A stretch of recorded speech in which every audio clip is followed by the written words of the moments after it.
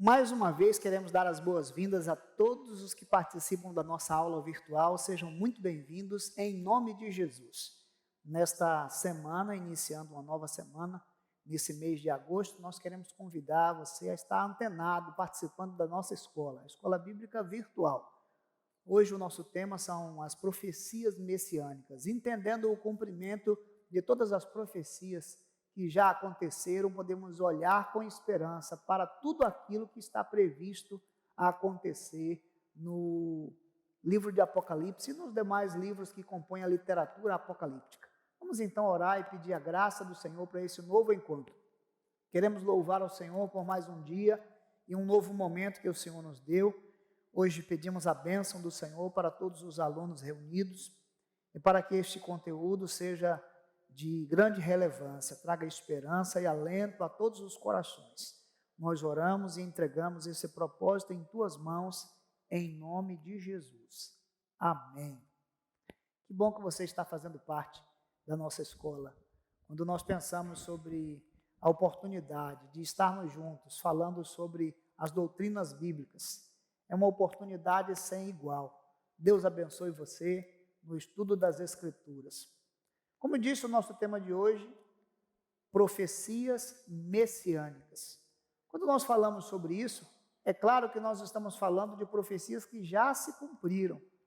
E a importância de pensar sobre elas é trazer um conforto e um alento ao nosso coração acerca de tudo que foi prometido e o Senhor cumpriu.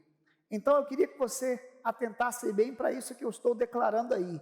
As profecias e o cumprimento acerca de Jesus, elas são um testemunho verdadeiro da soberania de Deus, além de revelarem o braço do Senhor na história, preparando-nos para o grande dia, o dia do Senhor.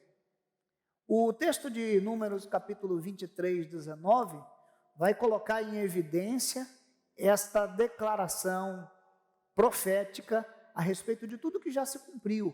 Olha o que diz o texto. Deus não é homem para que minta, nem filho de homem para que se arrependa. Porventura, tendo ele dito, não o fará, ou havendo falado, não o cumprirá? Ao olhar para aquilo que Moisés escreveu aqui em Números 23, 19, podemos fazer um passeio nas Escrituras, olhando todas as profecias messiânicas e como elas se cumpriram.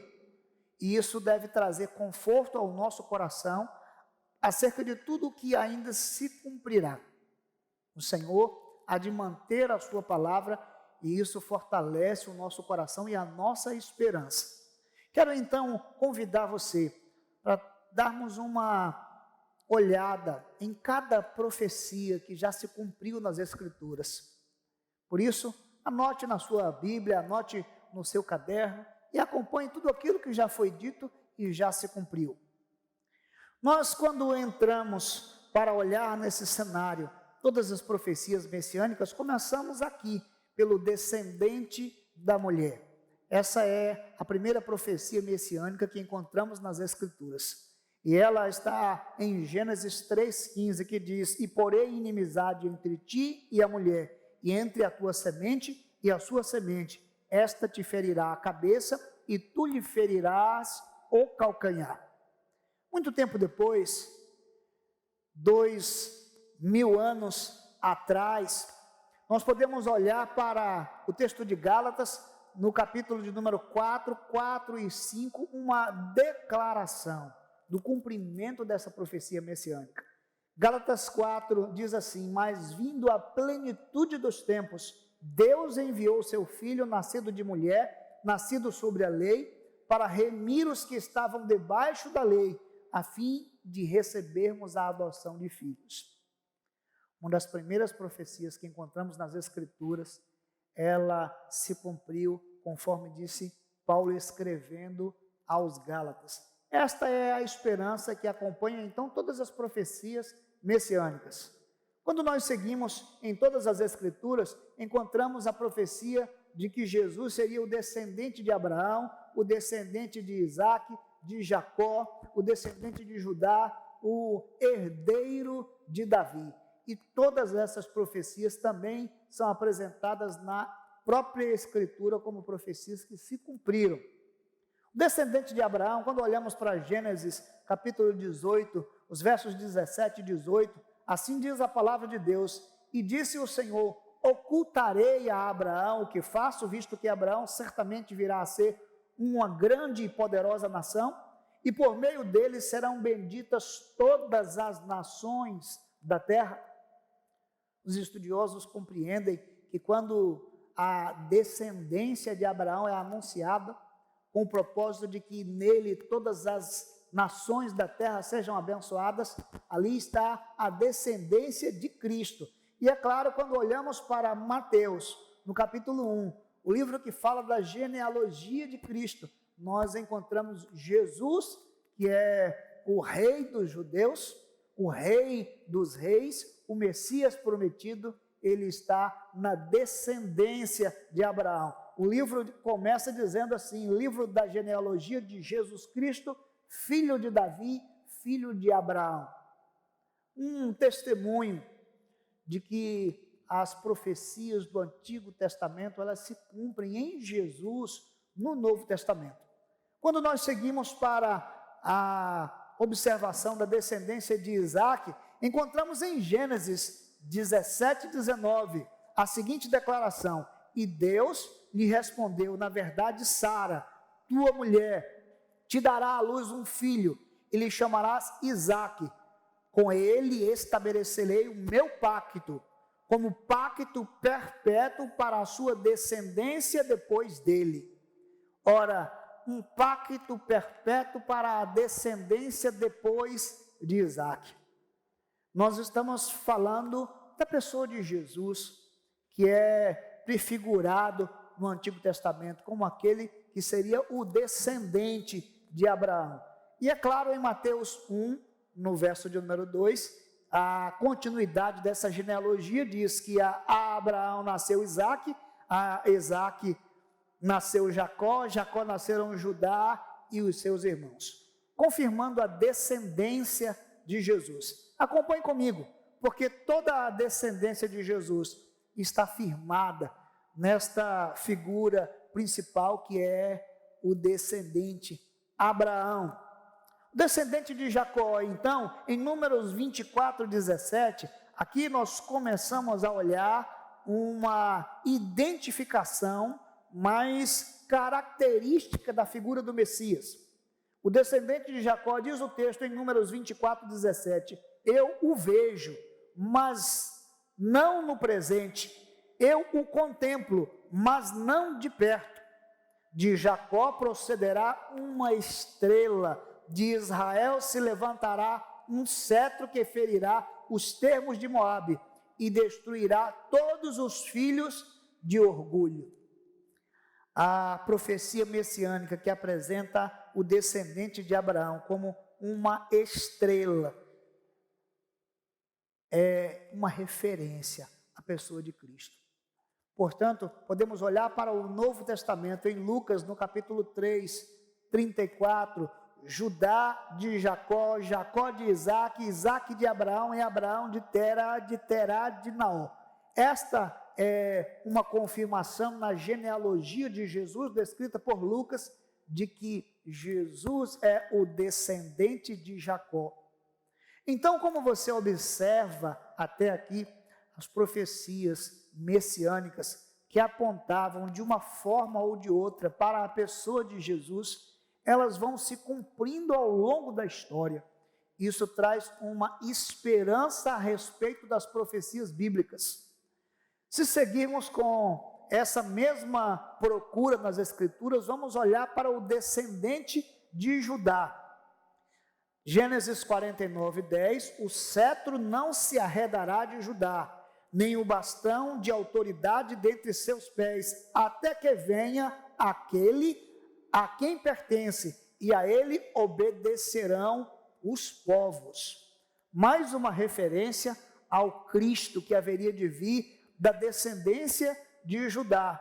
E por assim dizer, podemos mais uma vez olhar para o texto de Lucas, um texto que está a quase 2000 anos atrás de nós, e ele fala do cumprimento dessa profecia messiânica, reconhecendo que Jesus é o descendente de Judá. Quando olhamos para o herdeiro do trono de Davi, também podemos encontrar em Isaías 9, capítulo de número 7, o anúncio dessa profecia: do aumento do seu governo e da paz não haverá fim, sobre o trono de Davi e no seu reino, para o estabelecer e o fortificar em retidão e em justiça, desde agora e para sempre. O zelo do Senhor dos exércitos fará isso. O texto profético de Isaías, que vai anunciar 700 anos antes do nascimento de Cristo, que ele seria o descendente ou o herdeiro de Davi, assim como é o descendente dos patriarcas, ele encontra um cumprimento em Mateus 1, quando nós podemos ler o livro da genealogia de Jesus Cristo, filho de Davi e filho de Abraão. O propósito, então, em lermos estas profecias messiânicas é compreender que a Bíblia tem um cumprimento das profecias messiânicas. Isso deve trazer um alento ao seu coração acerca das profecias bíblicas. Nenhuma profecia que nós encontramos nas Escrituras, elas estão perdidas no tempo ou na história. Mas o Senhor que domina e dirige toda a história tem o cumprimento no tempo determinado de cada uma de suas profecias. Ao olharmos para a profecia a respeito do nascimento de Jesus em Belém, podemos ler em Miqueias, no capítulo 5, e o verso de número 2. Mas tu, Belém Efrata, posto que pequena para estar entre os milhares de Judá, de ti é que me sairá aquele que há de reinar em Israel, e cujas sandálias são desde os tempos antigos, desde os dias da eternidade. O profeta Miqueias anunciou o local do nascimento do Messias.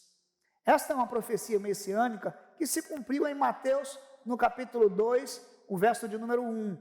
Tendo, pois, nascido Jesus em Belém da Judéia, no tempo do rei Herodes, eis que vieram do Oriente a Jerusalém uns magos que perguntavam: onde está o rei nascido? Quero que você preste muito atenção, especialmente nessa profecia messiânica do nascimento de Jesus em Belém, porque nós encontramos nesta declaração a expectativa de um rei que reinaria em Israel. E quando nós lemos o Novo Testamento, o reinado de Jesus não é um reino terreno, mas é um reino espiritual.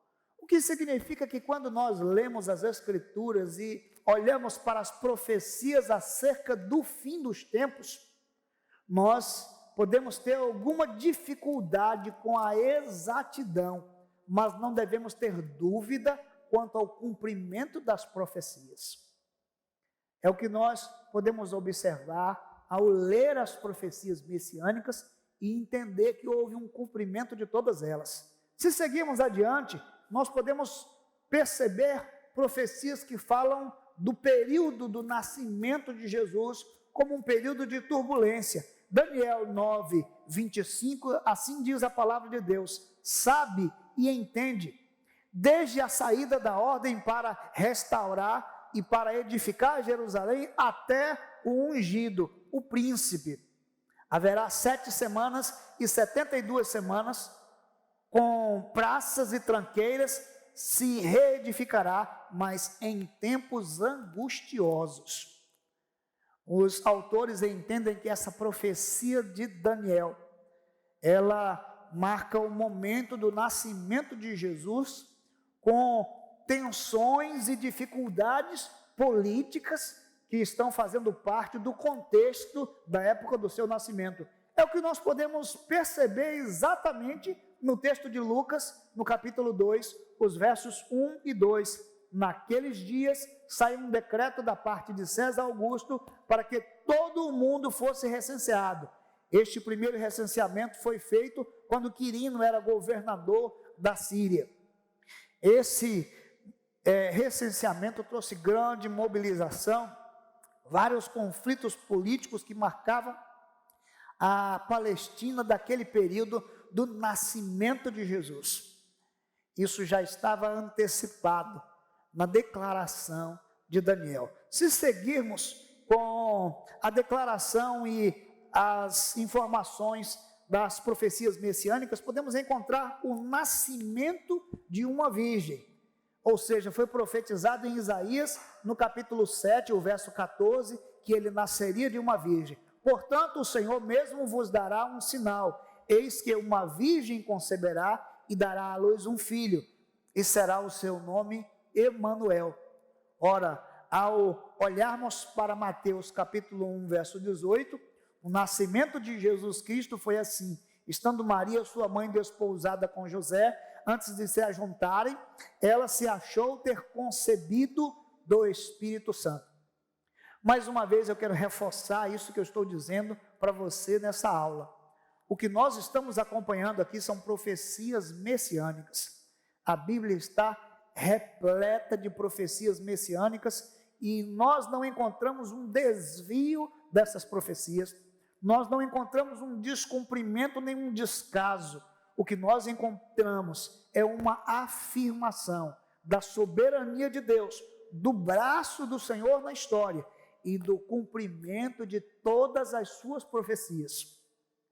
Se olharmos com mais atenção, podemos focar então na profecia de que haveria a morte dos inocentes ou a matança dos inocentes. Em Jeremias 31, verso 15, assim está na palavra de Deus. Assim diz o Senhor: ouviu-se um clamor em Ramá, lamentação e choro amargo. Raquel chora os seus filhos e não se deixa consolar a respeito deles, porque já não existem.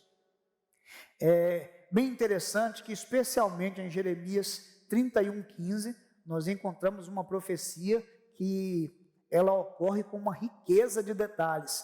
Em Mateus 2:16 a 18, ela está descrita com essa riqueza de detalhes. Cumpriu-se então, diz as Escrituras, o que fora dito pelo profeta Jeremias. Em Ramá se ouviu uma voz, lamentação e grande pranto, Raquel chorando os seus filhos e não querendo ser consolada, porque eles já não existem.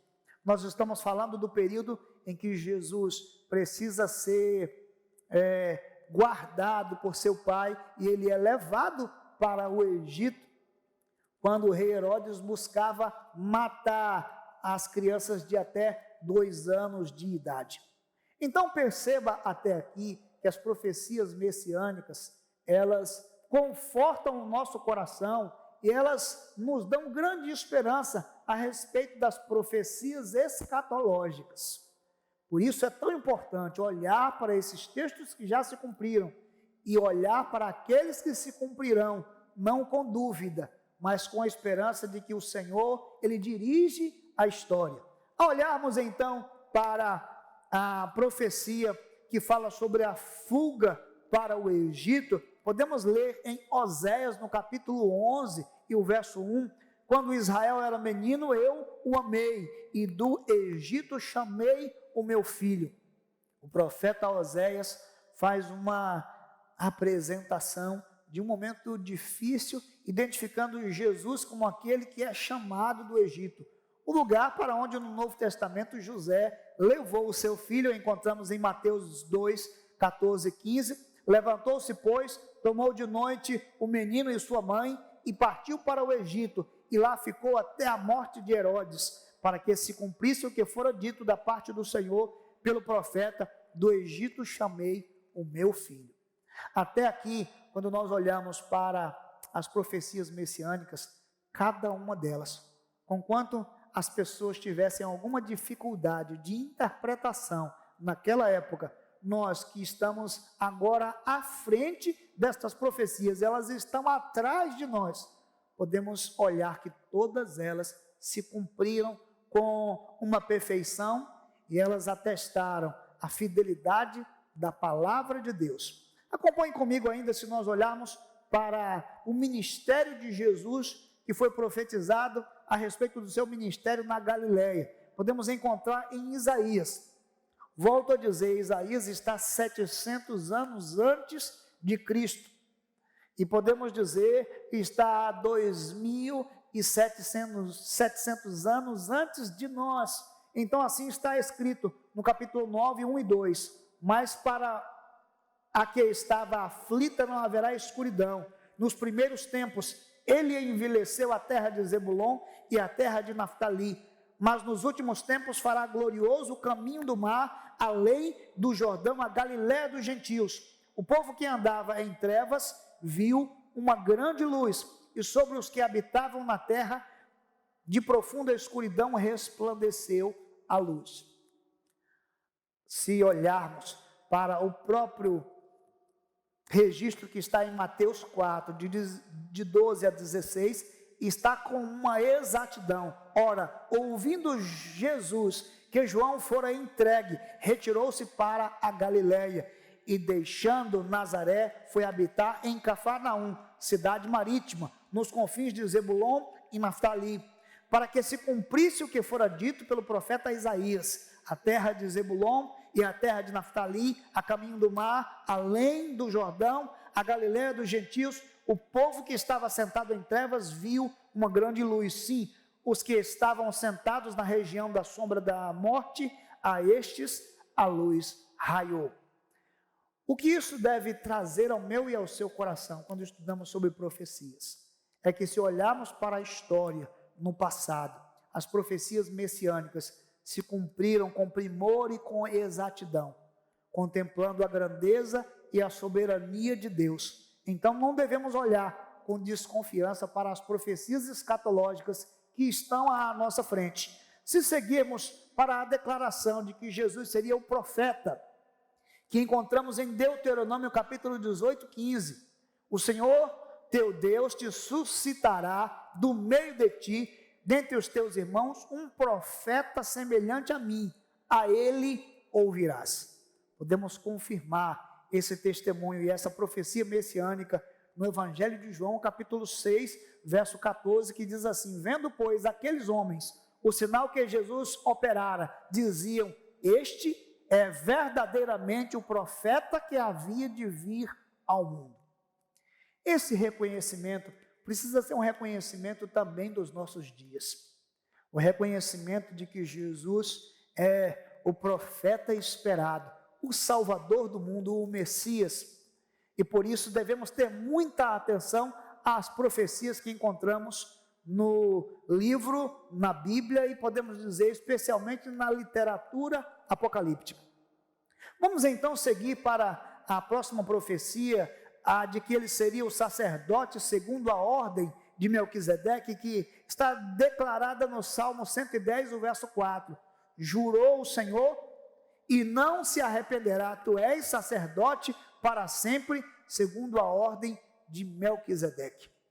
Como é importante olhar nas Escrituras e ver o cumprimento em Hebreus 6, 20, aonde Jesus, como precursor, entrou por nós, feito sacerdote para sempre, segundo a ordem de Melquisedeque.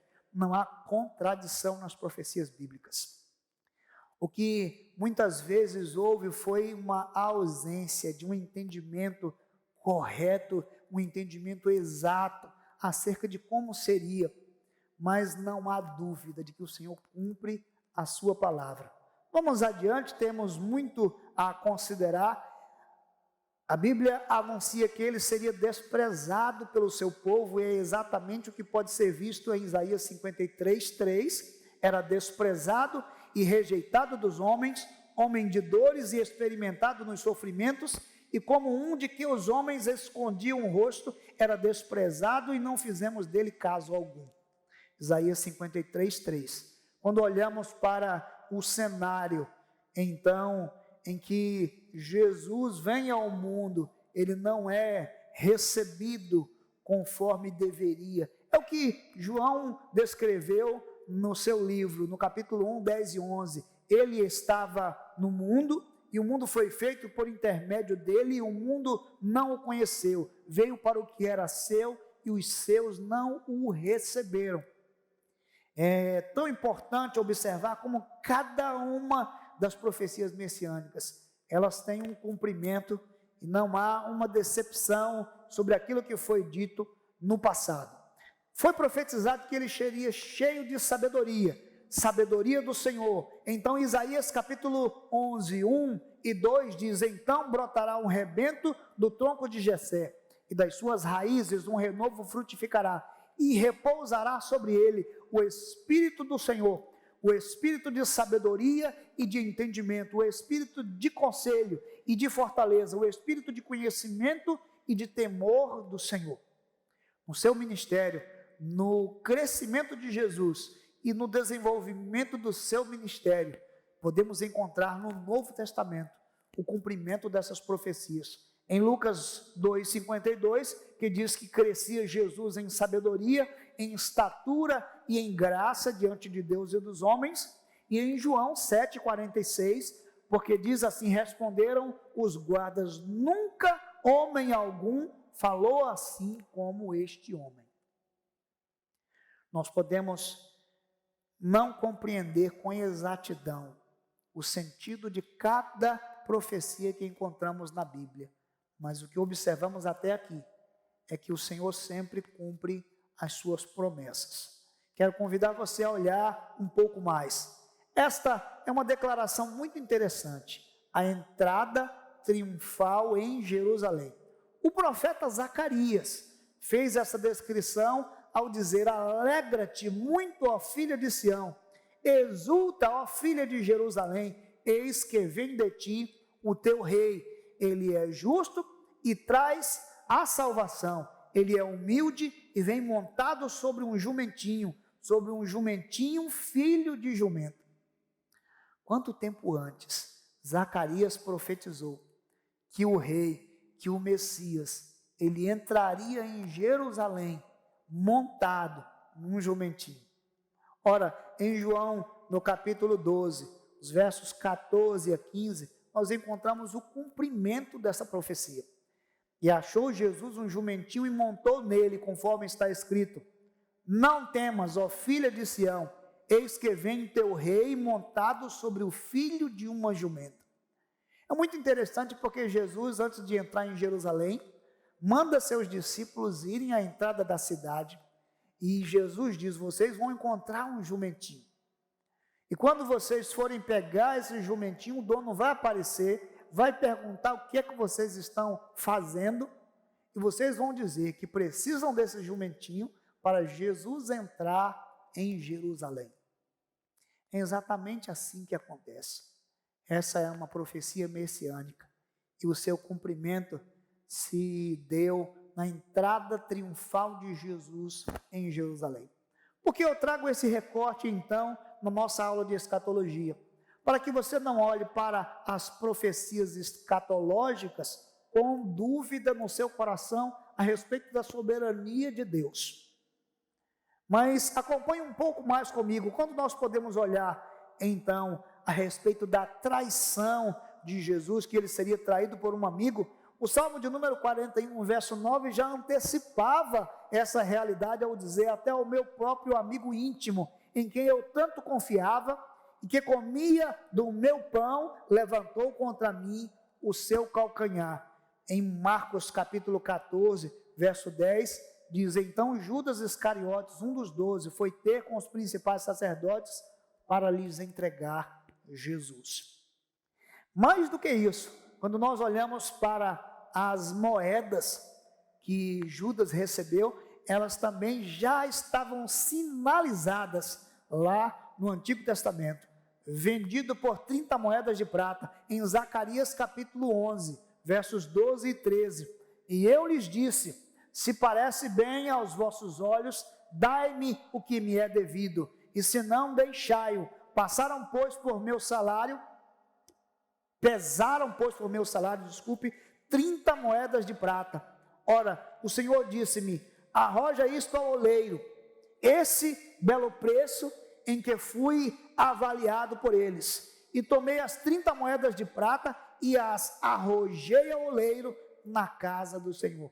O profeta Zacarias está declarando que no futuro o nosso Messias seria traído e o preço da traição seria de 30 moedas de prata. Não obstante isso, desconformado, Judas vai devolver essas moedas de prata. E o texto já antecipava isso no passado, dizendo: eu tomei as 30 moedas de prata e as arrojei ao oleiro na casa do Senhor. Elas foram lançadas de novo perante o sinédrio, perante os sacerdotes. É o que nós olhamos em Mateus 26, 14 e 15. Então um dos 12, chamado Judas Iscariotes, foi ter com os principais sacerdotes e lhes disse: que me quereis dar e eu vos-lo entregarei? Eles lhes pesaram 30 moedas de prata. Não é sem sentido que encontramos isso no Antigo Testamento. Não se aplica a nenhuma outra ocasião senão essa, da traição de Jesus. Vamos mais adiante, podemos entender que no período da crucificação, Jesus vai ser, vamos dizer, acusado por 2 testemunhas falsas. Está também isso descrito no Salmo 27, 12. Diz assim a palavra de Deus: não me entregues à vontade dos meus adversários, pois contra mim se levantaram falsas testemunhas e os que respiram violência. Em Mateus 26, 60 e 61, diz assim: e não achavam, apesar de se apresentarem muitas testemunhas falsas, mas por fim compareceram 2 e disseram: este disse, posso destruir o santuário de Deus e reedificar em 3 dias. No tempo do julgamento de Jesus, antes da crucificação, 2 testemunhas falsas aparecem para acusá-lo, e é exatamente por causa dessas 2 testemunhas que ele é condenado no tribunal dos judeus, no tribunal também que está em Roma. Assim, podemos observar que cada profecia messiânica, conquanto esteja diluída na história, no passado, ela se cumpre de uma maneira fidedigna no futuro. Então, devemos olhar para a literatura apocalíptica e perguntar a Deus como vamos chegar a cada um destes eventos que estão descritos no livro. Vamos chegar com certeza com alguma dificuldade de interpretação, mas não devemos chegar com dúvida a respeito da providência de Deus. Quero completar esta declaração com o que foi dito a respeito do silêncio quando ele foi acusado. Isaías declarou no capítulo 53, 7, ele foi oprimido e afligido, mas não abriu a boca, como um cordeiro que é levado ao matadouro, e como a ovelha que é muda perante os seus tosqueadores, assim ele não abriu a sua boca. É exatamente o que nós encontramos em Mateus 26, 62 e 63. Levantou-se então o sumo sacerdote e perguntou-lhe: nada responde?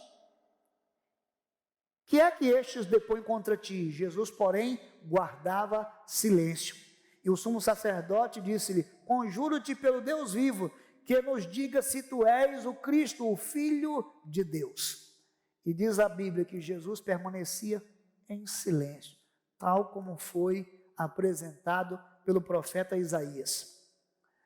Também foi dito que ele seria golpeado, que ele seria cuspido, vilipendiado. Em Isaías 5:6, ofereci as minhas costas aos que me feriam e a minha face aos que me arrancavam a barba.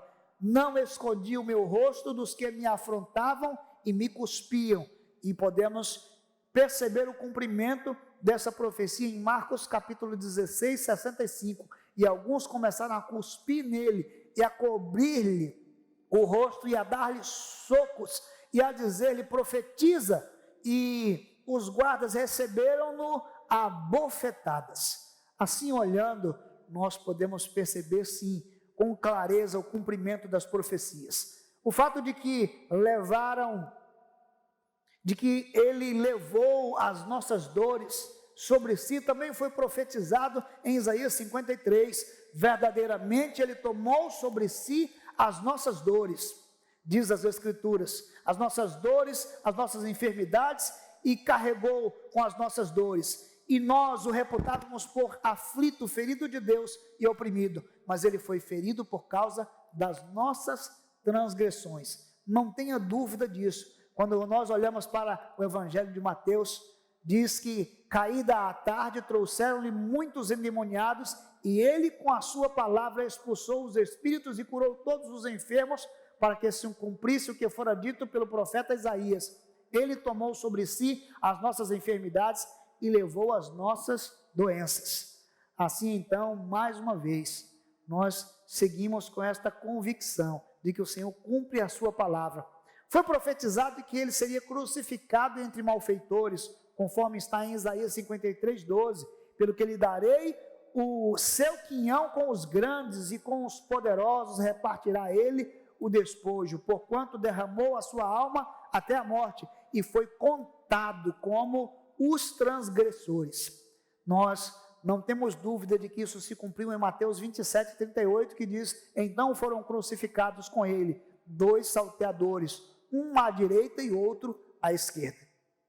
Ao chegarmos ao final desta abordagem, podemos olhar para o fato de que foi profetizado que Jesus seria insultado e escarnecido, conforme está em Salmo 22, 6 a 8, que diz: mas eu sou verme e não homem, opróbrio dos homens e desprezado do povo, todos os que me veem zombam de mim e arreganham os beiços e maneiam a cabeça, dizendo: confiou no Senhor, que ele o livre, que ele o salve, pois que nele tem prazer. Podemos perceber no Evangelho de Mateus também o cumprimento dessa declaração e dessa profecia messiânica, ao dizer: e os que iam passando blasfemavam dele, maneando a cabeça e dizendo: tu que destróis o santuário, e em 3 dias o reedificas, salva-te a ti mesmo, se és o Filho de Deus, desce da cruz.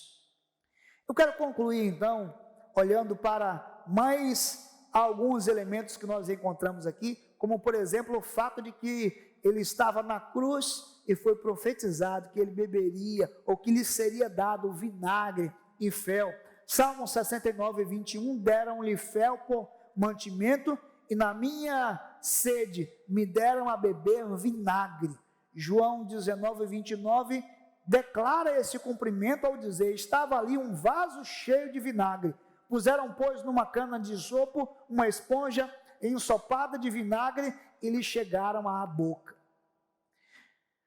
Mas do que todas essas profecias, nós devemos olhar para o futuro, crendo que o Senhor cumpre suas palavras. Foi profetizado que ele seria o intercessor dos seus inimigos, e é o que nós vamos encontrar em Isaías 53, 12, que diz que ele foi contado como os transgressores, mas ele levou sobre si o pecado de muitos e pelos transgressores intercedeu.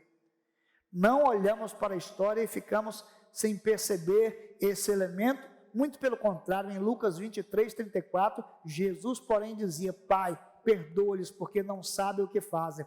Então repartiram suas vestes dele, deitando sorte sobre elas. Assim, nós seguimos confiante nas profecias. As que se cumpriram dão testemunho também das que hão de se cumprir.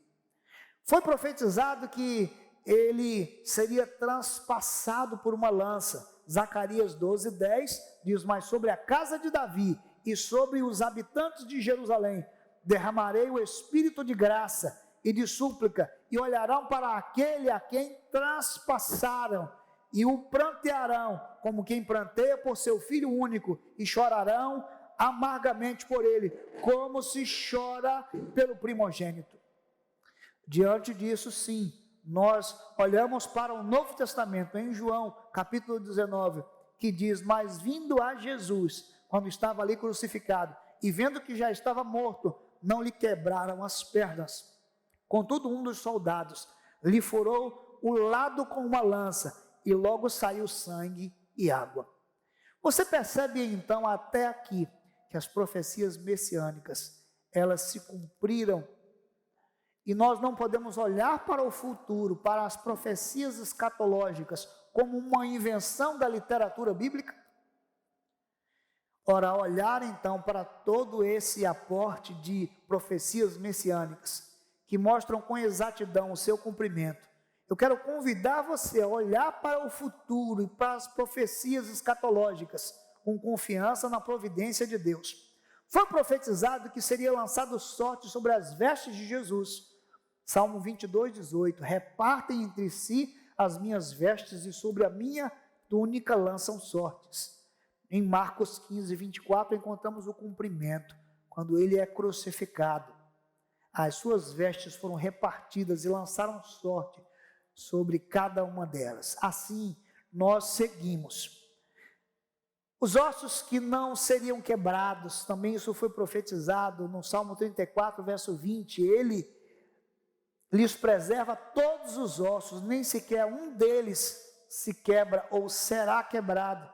João 19:33 diz que, mas vindo a Jesus e vendo que já estava morto, não lhe quebraram as pernas, como era o costume na crucificação, para apressar a morte daquele que estava crucificado. Jesus não precisou que a sua morte fosse apressada e nenhum osso precisou ser quebrado. Mais uma vez, isso dá testemunho. Foi profetizado que ele seria sepultado entre os ricos, em Isaías 53:9, e lhe deram a sepultura com os ímpios e com o rico na sua morte. E nós olhamos para Mateus 27, de 57 a 60, e encontramos um indivíduo chamado José de Arimateia, que foi discípulo de Jesus. Ele pega uma sepultura nova, que ainda não tinha sido utilizada. Ele pede a Pilatos que o corpo de Jesus lhe seja dado. E ele vai colocar Jesus, o corpo de Jesus, no túmulo de onde ele viria ressuscitar no terceiro dia. Ora, dá uma olhada comigo aqui em tudo que a gente viu rapidamente a respeito das profecias de Jesus. Isso tem uma implicação muito grande para as profecias escatológicas. Então observe, foi profetizado que ele seria o descendente da mulher, o descendente de Abraão, de Isaac, de Jacó e de Judá, o herdeiro do trono de Davi, o nascido de uma virgem, o nascido de Belém, que teria de fugir para o Egito, que o seu ministério seria na Galiléia, que ele seria o profeta de Deus, o servo sofredor, a entrada triunfal em Jerusalém, traído por um discípulo, vendido por 30 moedas de prata, acusado por falsas testemunhas, que ele permaneceu em silêncio durante o seu julgamento, que ele foi golpeado, cuspido e escarnecido, que ele foi crucificado com malfeitores, que ofereceram-lhe vinagre em lugar de água, que ele foi transpassado com a lança do soldado, que os seus ossos não seriam quebrados, que ele foi sepultado entre os ricos, que ele ressurgiu e ele subiu aos céus. Tudo isso foi profetizado a respeito de Jesus. E sabe o que mais? Foi profetizado que Jesus voltará. Então eu preciso dizer para você que de todas as profecias a respeito de Jesus, a única que ainda não se cumpriu foi essa de que Jesus voltará. A minha pergunta para você é, se todas as profecias que foram ditas a respeito de Jesus, as profecias messiânicas, elas já se cumpriram, por que você pode imaginar ou pensar ou supor que as profecias a respeito da sua volta, elas não são verdadeiras? Por isso eu quero desafiar você a estudar com mais atenção. Quando nós olhamos na história, o que podemos encontrar na literatura apocalíptica, desde Daniel. Na próxima semana nós vamos estudar uma profecia que está no livro de Daniel. E é tão importante entender que tudo que está descrito ali, que ainda não se cumpriu, certamente se cumprirá, por tudo que nós consideramos aqui nesta manhã. O Senhor prometeu, Ele cumpriu. Há muitas coisas que nós não entendemos a respeito dos últimos dias, mas nós não podemos duvidar daquilo que o Senhor há de fazer. Então eu quero convidar você para novamente olhar para Números 23:19, que diz: Deus não é homem para que minta, nem filho do homem para que se arrependa. Porventura, tendo ele dito, não o fará, ou havendo falado, não o cumprirá? A minha e a sua limitação deve ser a mesma limitação que as pessoas tiveram no tempo de Jesus. Todas as profecias apontavam para um rei.